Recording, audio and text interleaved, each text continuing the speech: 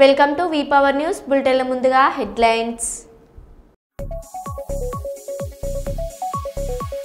తెలుగు రాష్ట్రాల్లో పలు చోట్ల వర్షాలు.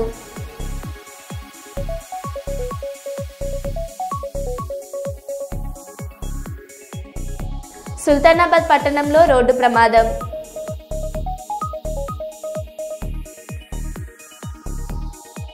మంత్రి టీజీ భరత్ పుట్టినరోజున సి క్యాంప్ సెంటర్లో అన్నదాన కార్యక్రమం.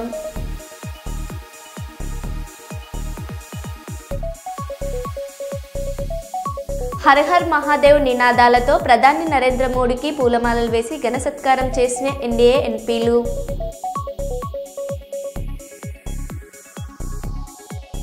చిత్తూరు ప్రెస్ క్లబ్ మరియు ఏపీయూడబ్ల్యూజే ఆధ్వర్యంలో కలెక్టరేట్ వద్ద నిరసన.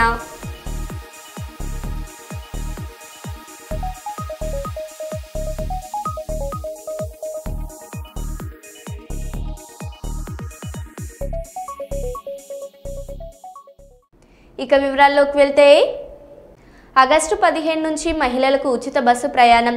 స్త్రీ శక్తి పథకం హైలైట్స్ ఇవే. ఆంధ్రప్రదేశ్ రాష్ట్రంలో ఎక్కడికైనా మహిళలు ఉచితంగా ప్రయాణించవచ్చు. Palle Velugu, ultra Palle Velugu, express, metro express, city ordinary బస్సుల్లో ఉచిత ప్రయాణం. 6700 బస్సుల్లో మహిళలకు ఉచిత ప్రయాణం అమలు. ఉచిత ప్రయాణం కోసం 1.950 కోట్ల వ్యయం. మహిళలు Aadhaar, voter ID, ration card ఏదో ఒకటి చూపించాలి. మహిళలకు ఈ స్కీమ్ ద్వారా మంచి జరుగుతుందనే సదుద్దేశంతోనే దీన్ని ఎన్నికల హామీగా ఇవ్వడం జరిగింది. ఈరోజు ముఖ్యంగా ఈ ట్రావెల్లో ఉన్న హైలైట్ పాయింట్స్ ఏవైతే ఉన్నాయో మీ దృష్టికి తీసుకొస్తాను. ముఖ్యంగా ఇంటర్ స్టేట్ అంటే రాష్ట్రంలో ఎక్కడి నుంచి ఎక్కడికైనా ట్రావెల్ చేసే మహిళలకు ఫ్రీ సౌకర్యం జీరో టికెటింగ్ విధానంలో ఇవ్వడం జరుగుతుందని తెలియజేసుకుంటున్నాం. ఒకటవది. రెండవది, అందరూ అడుగుతారు ఏ కేటగిరీ బస్సుల్లో ఈ సౌకర్యాన్ని కల్పిస్తారని అడుగుతారు. దానిలో కూడా 100కు 74% బస్సులు ఏవైతే ఉన్నాయో ఆ కేటగిరీలో Palle Velugu, ultra Palle Velugu, intercity, express, ultra express ఈ 5 కేటగిరీల్లో కూడా ఈ సౌకర్యం కల్పిస్తామని సగౌరవంగా మీకు తెలియజేసుకుంటున్నాం. త్వరలోనే ప్రత్యేక అసెంబ్లీ సమావేశాలు పెట్టి కాళేశ్వరం నివేదికపై సభలో చర్చ పెడతాం. వీలైతే కేసీఆర్, హరీష్ రావు కూడా ఆ సమావేశాలకే రావచ్చు. సమావేశాలు ముగిశాక కమిషన్ సూచన మేరకు చర్యలు తీసుకుంటామని సీఎం రేవంత్ రెడ్డి అన్నారు. ఈ నివేదికను ఈరోజు మంత్రివర్గంలో ఆమోదించడమే కాకుండా రాబోయే రోజుల్లో శాసనసభలో ప్రవేశపెట్టి అన్ని రాజకీయ పక్షాలకు వారి అభిప్రాయాన్ని చెప్పే అవకాశం కల్పించి, ఇంక్లూడింగ్ లీడర్ ఆఫ్ అపోజిషన్ దీని చీఫ్ మినిస్టర్ చంద్రశేఖరరావు గారు, ఆనాటి సాగునీటి పారుదల మంత్రులు, ఇతర మంత్రులందరూ కూడా ఆనాటి మంత్రివర్గంలో ఉన్న వాళ్ళందరూ కూడా వాళ్ళ అభిప్రాయాలు చెప్పడమే కాకుండా చట్టసభలలో, శాసనసభలో కావచ్చు, శాసన మండలిలో కావచ్చు ప్రజాప్రతినిధులు స్పష్టంగా ఈ నివేదిక పట్ల ఒక అవగాహన తెచ్చుకోవడమే కాకుండా వాళ్ళ అభిప్రాయాలను స్వేచ్ఛగా చెప్పడానికి అవకాశం కల్పించాలని ఈరోజు మంత్రివర్గ సమావేశంలో మేము నిర్ణయం తీసుకున్నాం. అందుకే ఈ 665 పేజీల నివేదికను తొందరలోనే శాసనసభ, శాసన మండలి సమావేశాలను ఏర్పాటు చేసి అక్కడ ఈ నివేదికను ప్రవేశపెట్టి అందరి అభిప్రాయాలు పరిగణలోకి తీసుకున్న తర్వాత భవిష్యత్ కార్యాచరణను, కమిషన్ సూచించిన సూచనలను అమలు చేయడానికి ప్రభుత్వం ముందుకు వెళ్తుంది.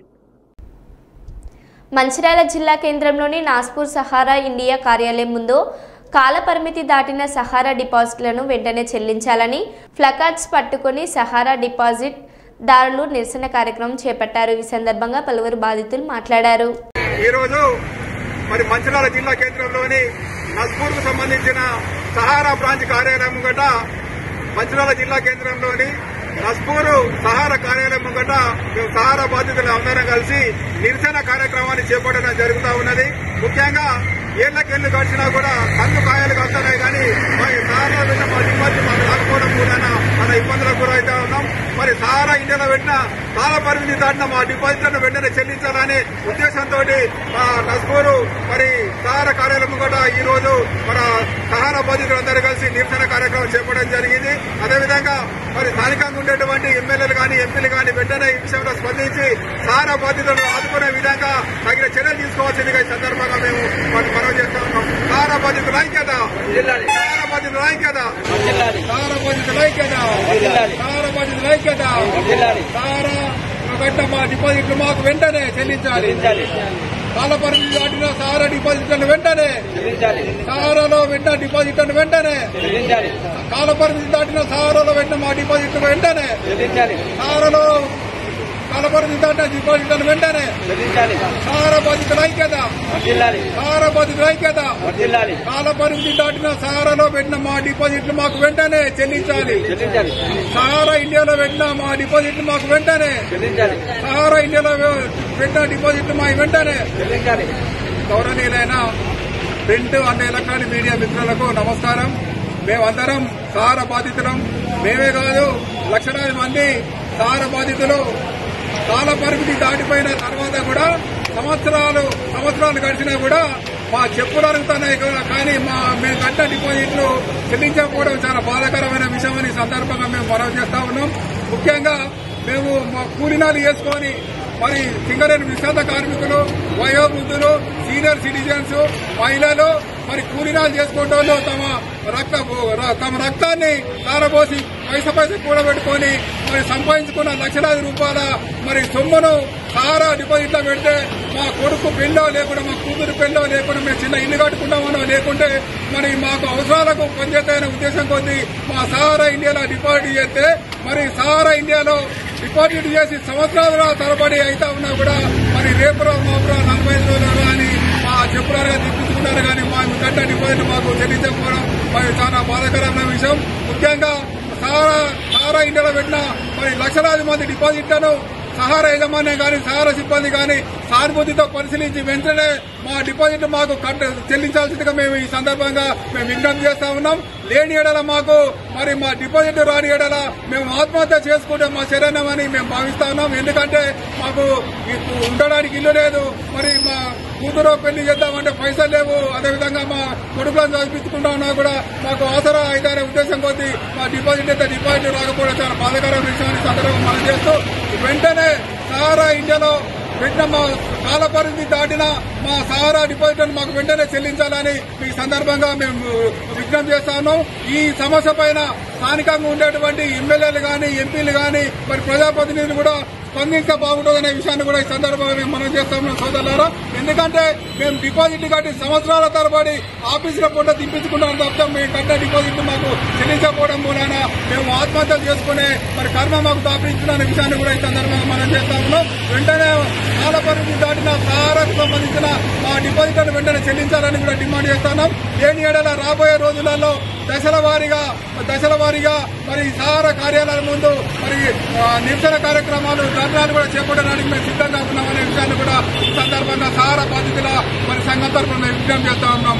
సహారా బాధితుల ఐక్యత, సహారా బాధితుల ఐక్యత. చిత్తూరు ప్రెస్ క్లబ్ మరియు APUWJ ఆధ్వర్యంలో కలెక్టరేట్ వద్ద నిరసన అనంతరం జేసీ విద్యాధరకి వినతి పత్రం అందజేశారు. జర్నలిస్టుల ఐక్యత, జర్నలిస్టుల ఐక్యత, జర్నలిస్టుల ఐక్యత, APUWJ చిత్తూరు ప్రెస్ క్లబ్ నాయకత్వం, జర్నలిస్టుల ఐక్యత, జర్నలిస్టుల ఐక్యత, APUWJ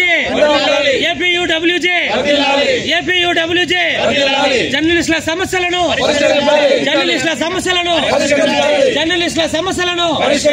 Chittoor press club, Chittoor press club, Chittoor press club. జర్నలిస్టులకు కొత్త అక్రిడేషన్ లో, జర్నలిస్టులకు కొత్త అక్రిడేషన్ లో జర్నలిస్టుల సమస్యలు, జర్నలిస్టుల సమస్యలు APUWJ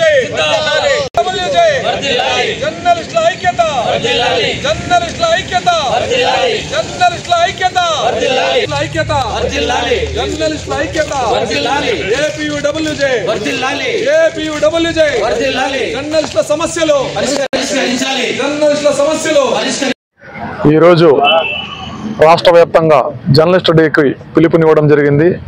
Andhra Pradesh union of working journalist సంఘం నేతృత్వంలో రాష్ట్ర వ్యాప్తంగా అన్ని జిల్లాల్లో కూడా జర్నలిస్ట్ డేని పాటించడం జరిగింది. జిల్లాలో కూడా జేసీ గారిని కలిసి చిత్తూరు ప్రెస్ క్లబ్ మరియు APUWJ సంయుక్త ఆధ్వర్యంలో జేసీ గారికి వినతి పత్రము అందించాము. జర్నలిస్టులు సుదీర్ఘంగా అక్రిడేషన్లు రెన్యువల్ కాకుండా ఇబ్బందులు పడుతున్నారు. అక్రిడేషన్లు కొత్తవి మంజూరు చేయకపోవడం వల్ల ఈ హెల్త్ స్కీమ్లో కొత్తగా ఉన్న జర్నలిస్టులు ఆ పరిధిలోకి రాకపోవడం, ఇబ్బందులు ఎదుర్కోవడం జరుగుతుంది. దీనిపైన జేసీ గారికి వివరించాము. అలాగే జర్నలిస్టులపైన జరుగుతున్న దాడులను నివారించడానికి కమిటీ ఏర్పాటు చేయాలని, ఇంటి పట్టాలు మంజూరు చేయాలని, పెన్షన్ స్కీమ్ కూడా ఆలోచించాలని జేసీ గారికి విన్నవించడం జరిగింది. జిల్లా వ్యాప్తంగా ఉన్న 7 నియోజకవర్గాల్లో కూడా APUWJ ఆధ్వర్యంలో అక్కడికక్కడ నిరసనలు తెలియజేసి స్థానికంగా ఉన్న అధికారులకు యూనియన్ తరఫున వినతి పత్రాలు అందజేయడం జరిగింది. జర్నలిస్టుల సమస్యలను గుర్తించడంలో ప్రభుత్వం కూడా చొరవ తీసుకోవాలి. అక్రిడేషన్లు వెంటనే కొత్తవి మంజూరు చేయాలి. దీన్ని రెన్యువల్ చేయడం వల్ల చాలా మందికి అన్యాయం జరుగుతుంది. ప్రభుత్వం కూడా దీనిపైన దృష్టి పెట్టాలని కోరుతున్నాము. అలాగే కలెక్టర్ గారు కూడా స్పందించి వీలైనంత త్వరగా జిల్లాలో జర్నలిస్టులపైన దాడుల నివారణ కమిటీ ఏర్పాటు చేసి దీనిపైన క్షేత్రస్థాయిలో చర్చించాల్సిన అవసరం ఉందనేసి APUWJ మరియు చిత్తూరు ప్రెస్ తరఫున మేము తెలియజేస్తాము.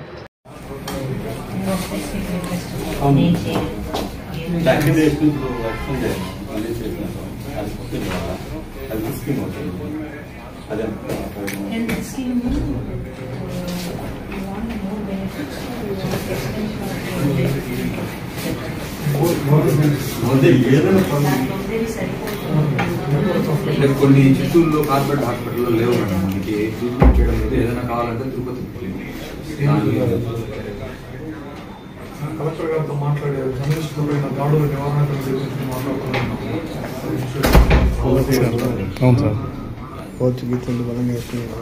అలాగే మామూలుగా అక్రిడేషన్ కమిటీ అనేది వస్తుంది మామూలుగా.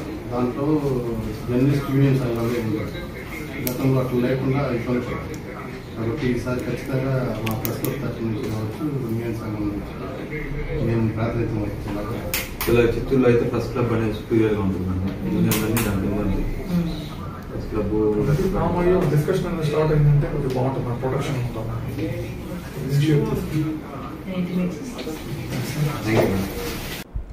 మహారాష్ట్రతో కేసీఆర్ నీళ్లు ఇచ్చి పుచ్చుకునే ఒక చారిత్రాత్మక ఒప్పందం ప్రకారం ఒకేసారి 3 అగ్రిమెంట్లు చేశారు. ఆనాడు ఉత్తమ్ కుమార్ రెడ్డి మాట్లాడుతూ మేము 152 మీటర్లకు అగ్రిమెంట్ చేస్తే మీరు ఎలా తగ్గిస్తారని మాట్లాడాడు. దానికి కేసీఆర్ మాట్లాడుతూ నువ్వు 152 మీటర్లకు అగ్రిమెంట్ చేసినట్టు నిరూపిస్తే నేను రాజీనామా చేస్తానని సవాల్ విసిరాడు అని హరీష్ రావు అన్నారు. ఇటు వార్ధా మీద అటు చెనాకా కొరాటాకు ఒకేసారి 3 అగ్రిమెంట్లు చేసినారు. అంటే ఇచ్చిపుచ్చుకునే ధోరణితో మహారాష్ట్రను ఒప్పించి మెప్పించి 3 అగ్రిమెంట్లు చేశారు. ఆనాడు ఉత్తమ్ కుమార్ రెడ్డి మాట్లాడతాడు. ఏమని మాట్లాడిందంటే లేలే మేము ఆల్రెడీ 152 మీటర్లకు అగ్రిమెంట్ చేసినాం, నువ్వు ఎట్ట తగ్గించినవు అన్నాడు. ఆనాడు ఎయిర్పోర్ట్లో కేసీఆర్ గారు మాట్లాడారు, ఉత్తమ్ కుమార్ రెడ్డి నువ్వు 152 మీటర్లకు అగ్రిమెంట్ చేసుంటే ఇంకా గంట సేపు నేను ఇన్నే ఉంటా, నువ్వు రా, ఆ అగ్రిమెంట్ నాకు చూపి నేను ఇక్కడ నుంచి రాజ్ భవన్కు పోయి రాజీనామా చేస్తాను ఆ రోజు కేసీఆర్ గారు సవాల్ చేశారు. ఇది నేను నోటి మాట చెప్తలే, నా వీడియో కూడా మీరు చూడండి కావాలంటే. ఆనాడు కేసీఆర్ గారు బేగంపేట ఎయిర్పోర్ట్లో ఆనాటి ఉత్తమ్ కుమార్ రెడ్డి ఫేక్ మాటలకు, గోబల్స్ మాటలకు ఏ రకంగా సవాల్ విసిరినారో ఒక్కసారి చూద్దాం. ఈ రాష్ట్ర ప్రదేశ్ కాంగ్రెస్ కమిటీ అధ్యక్షుడు ఉత్తమ్ కుమార్ రెడ్డి, ఆయనతో పాటు శాసనసభలో ప్రతిపక్ష నాయకుడు జానారెడ్డి ఇద్దరు కలిసి ఏం మాట్లాడతారు? 152 మీటర్లకు తమ్మిడిహట్టి ఒప్పందం కుదిరింది అని మాట్లాడాడు. ఉత్తమ్ కుమార్ రెడ్డి, నీవు నిజంగా నిజాయితీ ఉన్నవాడవైతే నేను ఎట్లయినా బేగంపేట ఎయిర్పోర్ట్లో ఇంకో అర్ధగంట 40 నిమిషాలు ఉంటా. నీకు దమ్ముంటే ఆ ఒప్పందం కాగితం తీసుకొని బేగంపేట ఎయిర్పోర్టుకు రా. ఒకవేళ అది నిజమే అయితే ఇక్కడి నుంచి నేను ఇంటికి పోను, రాజ్భవన్కు అయినా రాజీనామా సమర్పిస్తాను మనవి చేస్తా ఉన్నాను.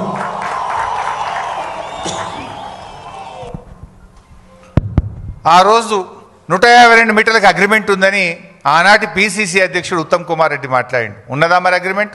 ఈ రోజు వరకు, ఆ రోజు కేసీఆర్ గారు ఓపెన్ ఛాలెంజ్ చేసిండ్రు, ఇయాలటి వరకు కూడా చేయలే. నిజంగా అగ్రిమెంట్ ఉంటే 7 సంవత్సరాలు అధికారంలో ఉండి ఎందుకు తట్టెడు మట్టి కూడా మీరు తవ్వలేదు అంటే అబద్ధపు మాటలు, గోబల్స్ మాటలు. ఆనాడు కేసీఆర్ గారు మంచి పని చేస్తుంటే దాని మీద ఏదో అమృత భాండాగారంలో విషపు చుక్క వేసినట్టు, ఒక మంచి పని జరుగుతుంటే దాన్ని ఒక అబద్ధాలు చెప్పి అనుమానాలు కల్పించేటువంటి ప్రయత్నాన్ని సృష్టించారు. జర్నలిస్టుల పిల్లలకి విద్యా సంస్థల్లో రాయితీ ఇవ్వాలి. డిఎస్ఎఫ్ఐ జాతీయ అధ్యక్షుడు డాక్టర్ వివేక్ ఇతర జిల్లాలలో జర్నలిస్టుల పిల్లలకు రాయితీ ఇచ్చినప్పుడు మహబూబాబాద్ జిల్లాలో ఎందుకు ఇవ్వడం లేదా అంటూ మహబూబాబాద్ జిల్లా విద్యాశాఖ అధికారి రవీందర్ రెడ్డితో ఫోన్లో మాట్లాడిన డాక్టర్ వివేక్. అందరికీ నమస్కారం. ప్రత్యేకించి మీడియా పాత్రికేయ మిత్రులకు నమస్కారం. ఇవాళ ఉదయం నేను కొన్ని పేపర్లలో చూడడం జరిగింది. మీడియా పాత్రికేయుల పిల్లలకి ఏదైతే స్థానిక డిస్ట్రిక్ట్ విద్యాధికారుల నుంచి ఏదైతే రాయితీ పొందుతూ ఉన్నారో వేరే డిస్ట్రిక్ట్ లాగా మహబూబాబాద్లో ఇంతవరకు దానిపైన ఏమీ నిర్ణయం తీసుకోలేదు అని సుమారు 2-3 సార్లు చెప్పడం జరిగింది. 2-3 సార్లు వాళ్ళు వినతి పత్రాలు కూడా ఇవ్వడం జరిగింది. అయినా కూడా ఎటువంటి నిర్ణయాలు తీసుకోలేదు అని చెప్పి నేను చదవడం జరిగింది. మరి నేను కూడా పర్సనల్గా మరొకసారి డిఎస్ఎఫ్ఐ జాతీయ అధ్యక్షుడిగా నేను మిమ్మల్ని డిస్ట్రిక్ట్ ఎడ్యుకేషన్ ఆఫీసర్ గారిని, జిల్లా విద్యాధికారి గారిని నేను పర్సనల్గా రిక్వెస్ట్ చేస్తా ఉన్నా, దయచేసి దీన్ని కన్సిడర్ చేసి ఇమీడియట్గా దీనిపై యాక్షన్ తీసుకోవాల్సిన అవసరం ఉన్నది. వేరే డిస్ట్రిక్ట్లందరికీ కూడా ఇవి రాయితీలు ఇవ్వడం అన్నది జరిగినది. సరే, కొన్ని సాంప్రదాయాలకు పోతారు, కొందరు సాంప్రదాయాలు లేకుండా వాళ్ళ దీంతో తీసుకొని పోతారు. కానీ దయచేసి మీరు కూడా దీన్ని ఇమ్మీడియట్గా సాల్వ్ చేసి మీడియా పాత్రికేయ మిత్రుల పిల్లలకు వాళ్ళ ఫ్యామిలీకి అండగా ఉండాలని చెప్పి ఒకసారి నేను రిక్వెస్ట్ చేస్తా ఉన్నా. దయచేసి మీరు ఈ రిక్వెస్ట్ని మన్నించి ఇమీడియట్గా యాక్షన్ తీసుకుంటారు అని చెప్పి నేను భావిస్తా ఉన్నా. మీడియా సమాజం అన్నది మీడియా పాత్రికేయ మిత్రులు కానివ్వండి, మిగతా ఎవరికండి అహర్నిశలు రేయింబవులు కూడా వాళ్ళు సమాజంని చైతన్యపరిచే విధంగా వాళ్ళు ఎప్పుడూ కూడా బయటే ఉంటారు. వాళ్ళకి వేరే పనులు చేయడము అది చేయడము కూడా ఆస్కారం చాలా తక్కువ. జీతభత్యాలు చూసినా కూడా చాలా తక్కువనే ఉన్నాయో లేవో కూడా నాకు అంత పూర్తిగా అవగాహన లేదు దానిపైన. సో చాలా తక్కువ జీతభత్యాలతో వాళ్ళు పనిచేస్తూ ఉంటారు. అట్లాంటిది ఈ పోటీ ప్రపంచంలో లక్షలాది రూపాయలు వాళ్ళ పిల్లలకి ఎవరైతే సమాజాన్ని ఎప్పుడు కూడా చైతన్యపరిచే విధంగా ఉన్నారో అటువంటి ఫ్యామిలీకి మనము నిల్చోవడం మన యొక్క కర్తవ్యం అది. కాబట్టి ఆ కర్తవ్యంగా భావించి, రెస్పాన్సిబిలిటీగా భావించి, హ్యుమానిటేరియన్గా మీరు తీసుకొని దీన్ని ఇమ్మీడియట్గా రిజాల్వ్ చేసి ఇమ్మీడియట్గా వాళ్ళకు ఒక ప్రొసీడింగ్స్ తీసుకొని వచ్చి రాయితీ కల్పిస్తారు అని చెప్పి మరొకసారి నేను ఆశిస్తా ఉన్నా. లేని ఎడల మళ్ళీ దీనికి కూడా మేము కూడా ముట్టడి చేయాల్సిన అట్లాంటి కార్యక్రమాలు లేకుండా దయచేసి నేను రిక్వెస్ట్ చేస్తా ఉన్నా, ఇమ్మీడియట్గా దీన్ని సాల్వ్ చేసి మీరు వాళ్ళ ఒక పిల్లల అభ్యున్నత ఒక ఫ్యూచర్లో మీరు కూడా భాగస్వాములు కావాల్సిందిగా కోరుతా ఉన్నా. Thank you.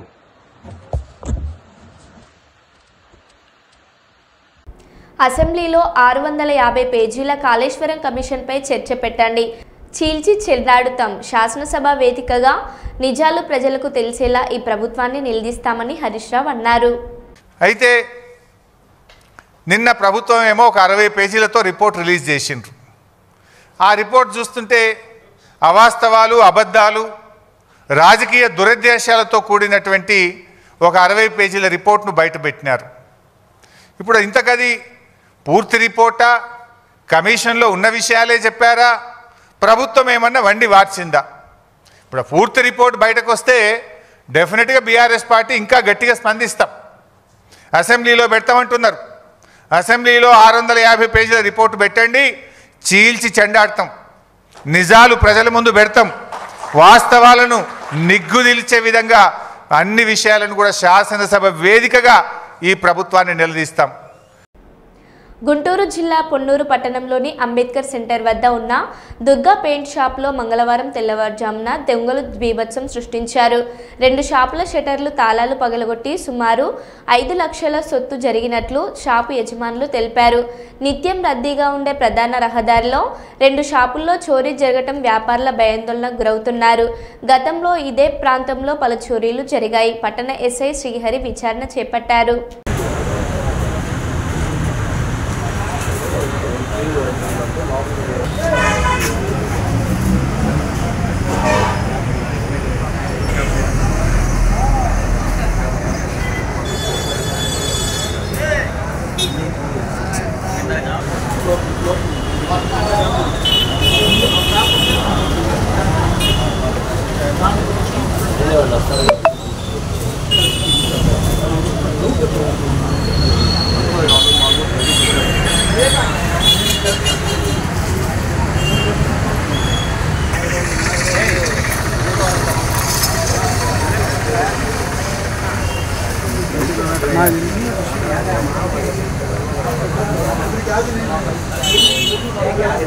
Karimnagar police commissionerate పరిధిలో వరుస దొంగతనాలకు పాల్పడుతున్న కమ్మరపల్లి గ్రామం నిజామాబాద్ జిల్లా ప్రస్తుతం ఏసపల్లి ఆర్మూర్ మండలంలో నివాసం ఉంటున్న టేక్ చిరంజీవి అనే అంతర్జిల్లా దొంగను పోలీసులు అరెస్ట్ చేశారు.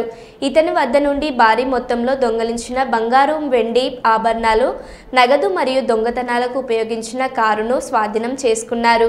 అలాగే చిరంజీవి నుండి దొంగ సొత్తు కొనుగోలు చేసిన నిజామాబాద్ జిల్లాలోని నందిపేట మండల కేంద్రంలో బంగారు షాప్ నడుపుకొని జీవిస్తున్న కొండూరు గ్రామానికి చెందిన బంగారు నర్సయ్యను కూడా పోలీసులు అరెస్ట్ చేశారు. ఇతను నందిపేటలో బంగారు షాప్ నడుపుతూ తక్కువ ధరకు దొంగిలించిన ఆభరణాలను కొనుగోలు చేస్తున్నట్లు విచారణలో తేలిందని సిపి గౌశాలం తెలిపారు.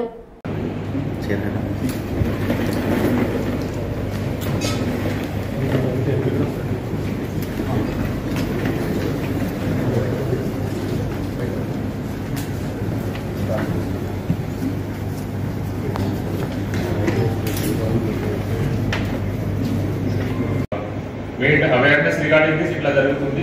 మళ్ళీ ఈ టైప్ ఆఫ్ ఆఫెన్స్ ఎట్లా అవాయిడ్ చేయాలి, దీనికోసం పోలీస్ తరఫు నుంచి ప్రివెంటివ్ పెట్రోలింగ్ మేము పెంచుతున్నాము. రీసెంట్ గా హైవే పెట్రోల్ కూడా తిమ్మాపూర్ సైడ్ అది స్టార్ట్ అయింది. ఇది కాకుండా ఎక్కడెక్కడ ఇది హాట్స్పాట్స్ ఉన్నాయి క్రైమ్కి ఇది ఐడెంటిఫై చేసి CCTV camera installation and existing ఉన్న కెమెరాస్ ఎక్కడైనా పని చేయట్లేదు అది కూడా మేము మార్క్ చేసి దీనికి రిప్లేస్ చేయడానికి ప్రయత్నం చేస్తున్నాము. దెన్ టౌన్ లో మంచి ఉంది నైట్ పెట్రోలింగ్, దీంట్లో కూడా కొన్ని చేంజెస్ మేము చేస్తాము. As part of preventive policing community contact cordon search operation community contact plus mass checking కూడా టౌన్ లో స్టార్ట్ అయింది. ఇంకా అదర్ ప్లేసెస్ లో డిస్ట్రిక్ట్ లో కూడా స్టార్ట్ చేస్తాము. కానీ మాకు సిటిజన్స్ నుంచి కూడా కోఆపరేషన్ కావాలి. ఇట్లా ఫర్ ఎగ్జాంపుల్ ఇక ఫస్ట్ టైం అఫెండర్ ఇట్లా ఊరిలో ఒక కార్ లో తిరిగితే సస్పిషియస్ మూవ్మెంట్ లాగా కనపడుతుంది. సడన్ గా ఒక పెద్ద కార్లు విలేజ్ లో ఎవరు రాదు. సో ఇట్లా ఉంటే దీని గురించి ఏమైనా సస్పిషియస్ మూవ్మెంట్ ఉంటే if anyone is moving around ఇట్లా అది ఇన్ఫర్మేషన్ ఇవ్వాలి పోలీస్. లేకపోతే జస్ట్ మీరు ఫోటో వీడియో రికార్డ్ చేయండి, బండి నెంబర్ ఉంటే బండి నెంబర్ రికార్డ్ చేయండి, ఇన్ఫర్మేషన్ ఇవ్వండి, ఆ తర్వాత వెరిఫై చేస్తాం. కానీ ఇట్లా ఒకటి యాక్షన్ తీసుకుంటే చాలా అది ప్రివెంట్ అవుతుంది ఆఫెన్సెస్. ఇది కాకుండా విలేజ్ లెవెల్లో ప్రతి విలేజ్ లో విలేజ్ పోలీస్ ఆఫీసర్స్ కూడా అలాట్మెంట్ జరిగింది. వాళ్ళు కూడా విలేజ్ లో పోయి జనరల్ అవేర్నెస్ ఎక్సైజ్ తో పాటు ఇది కూడా అవేర్నెస్ చేస్తారు. వాళ్ళు కూడా కాంటాక్ట్ ప్రతి విలేజ్ లో డిస్ప్లేడ్ ఉంటాయి. వాళ్ళు కూడా డైరెక్ట్ ఇన్ఫర్మేషన్ ఇవ్వచ్చు. ఏమైనా విలేజ్ లో సస్పిషియస్ మూవ్మెంట్ ఇష్యూస్ ఉంటే వాళ్ళు కూడా ఇది ఇన్ఫర్మేషన్ ఇవ్వచ్చు. ఇదే కాకుండా ఇంకా ప్రివెంటివ్ పోలీసింగ్ కోసం ఎగ్జిస్టింగ్ ఉన్న పాస్ట్ అఫెండర్స్ మీద కూడా మేము నిఘా పెడుతున్నాము. ఎవరెవరి మీద రౌడీ షీట్ లేదు, హ్యాబిచువల్ అఫెండర్స్ ఉంటే వాళ్ళ మీద రౌడీ సస్పెక్ట్ షీట్ కూడా ఓపెన్ చేస్తాం.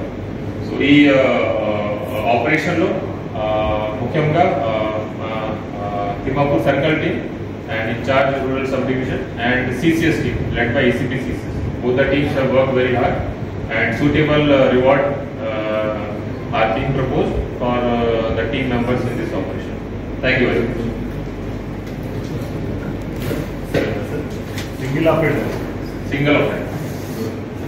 Single offender, but with taking precautions. Main thing is we took a lot of precautions. దీనివల్ల మనకి fingerprints కూడా రాలేదు.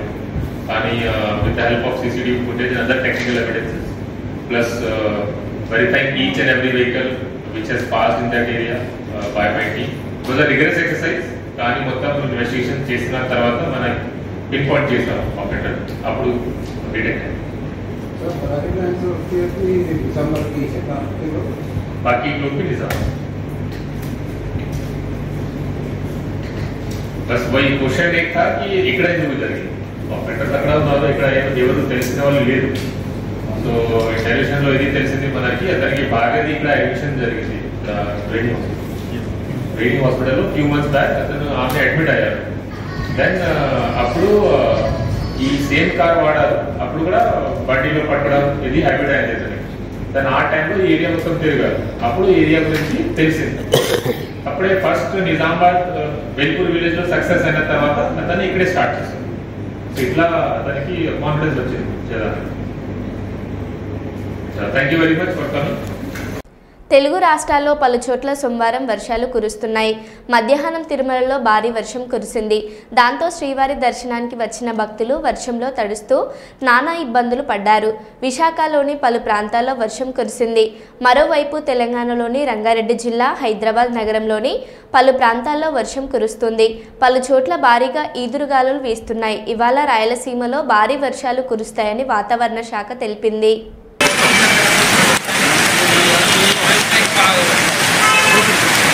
ముందుకు రమ్మయ్య, ముందు ఖాళీ ఉంది ఆ బండి. నేనే వర్షం తడిచిపోతా ఉంటే